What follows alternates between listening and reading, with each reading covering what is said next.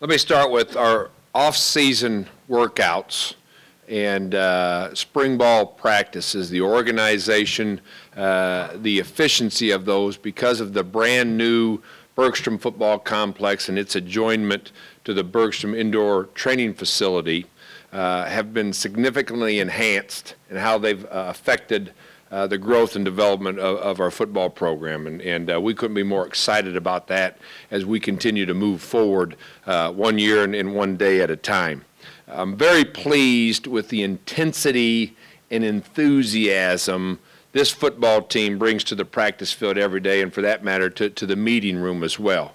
It's a group that likes to practice. It's a group that likes to play the game, and that's been very evident through 11 practices thus far this spring. We've talked at length about the depth that you have at running back, and I wonder if you could address that as you've come to the end of spring and how you might deal with the problem moving into the fall of you might have a half dozen guys who deserve carries. I mean, how do you deal with that? It's a good question. And it's a good problem to have, first of all, to try to figure out. Devondrick Neely has had an impressive spring, both running and catching the football.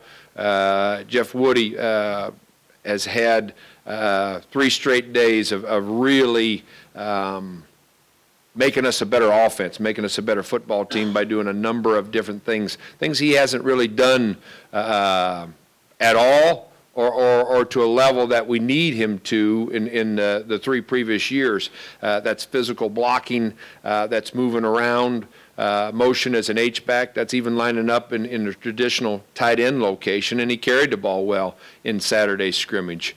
James White remains steady as he always has and shows us the things that he does well.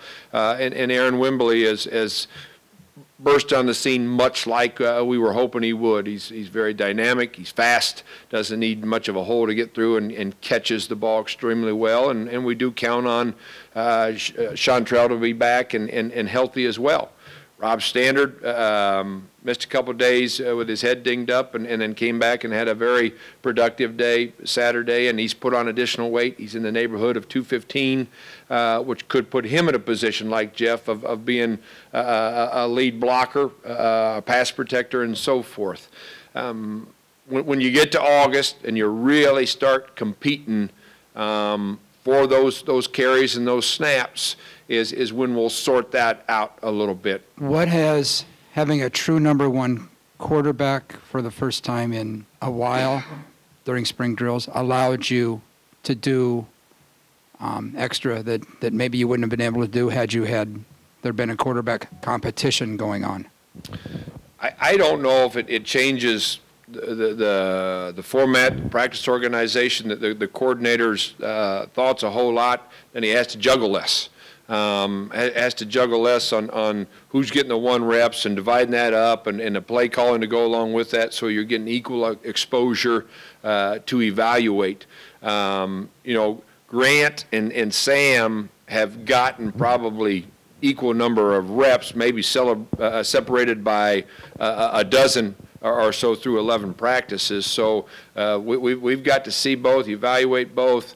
You'll want to get them timing with all the receivers, so they're used to that, both quarterbacks and receivers. But I think there's probably a sense of I don't know if calmness is the right word, by everybody that operates with or in the #1s of having the same guy out there barking the signals and operating and running. But I don't go on or off the practice field every day being thankful for that, because it's a very important position, but one of 11 we're trying to figure out to help make us better. Coach, are there any specific things you want to see from either particular groupings or just the team in general in this particular game? I think on the offensive side of the ball, I want to continue to see plays being made. Those guys, wide receivers and running backs first and foremost, certainly tight ends included, and then the quarterbacks. Coaches can only do so many things as far as teaching drills and this is how you cut, and so forth.